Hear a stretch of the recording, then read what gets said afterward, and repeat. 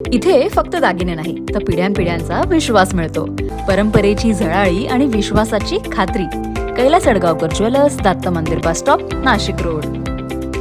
नाशिक विभागातील बहुचर्चित 160 कोटी रुपयांच्या बनावट शालार्थ आदेश आणि बोगस वेतन घोटाळा प्रकरणातील नाशिक शहर गुन्हे शाखेच्या पथकाने मोठी कारवाई केली आहे.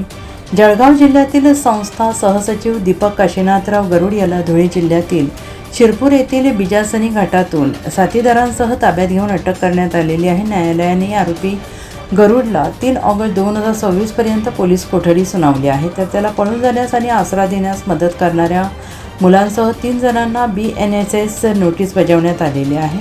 841 शिक्षकांची फसवणूक. नाशिक विभागातील नाशिक, जळगाव, धुळे, नंदुरबार येथील 841 शिक्षक आणि शिक्षकेतर कर्मचाऱ्यांचे कोणतेही अधिकृत प्रस्ताव नसताना मागील तारखेच्या नियुक्ती दाखवून बनावट शालार्थ आदेश तयार करण्यात आलेला आहे. शालार्थ प्रणालीत बोगस ड्राफ्ट भरून शासनाची तब्बल 160 कोटी रुपयांची आर्थिक फसवणूक करण्यात आलेली आहे. नाशिक रोड पोलीस ठाण्यात दाखल या गुन्ह्यात तपासादरम्यान आतापर्यंत तब्बल 1200 संशयित आरोपी निष्पन्न झाले आहेत. मुख्य आरोपी दीपक गरुड याच्या 15 शैक्षणिक संस्थांमधील तब्बल 177 शिक्षक आणि शिक्षकेतर कर्मचाऱ्यांचे बनावट वैयक्तिक मान्यता आणि शालार्थ आदेश तयार करण्यात आल्याचं तपासात निष्पन्न झालेलं आहे. गरुड हा पोलिसांना गुंगारा देऊन पसार झाला होता. गुन्हे शाखा युनिट 1 च्या पथकाने तांत्रिक विश्लेषण आणि गुप्त बातमीदाराच्या आधारे शिरपूर येथील बिजासनी घाटात सापळा रचून त्याला पकडले.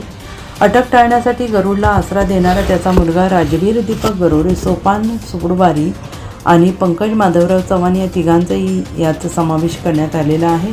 नोटीस बजावण्यात आलेली आहे. सदरची कारवाई पोलीस आयुक्त संदीप कनिक, उपआयुक्त किरणकुमार चव्हाण यांच्या मार्गदर्शनाखाली सहाय्यक पोलीस आयुक्त संदीप मिटके, वरिष्ठ पोलीस निरीक्षक रामदास शेळके, सहाय्यक पोलीस निरीक्षक उमेश बोरसे, पोलीस उपनिरीक्षक रमेश शेख, किरण शेवाळे आणि सहकाऱ्यांनी ही यशस्वी कारवाई केली आहे.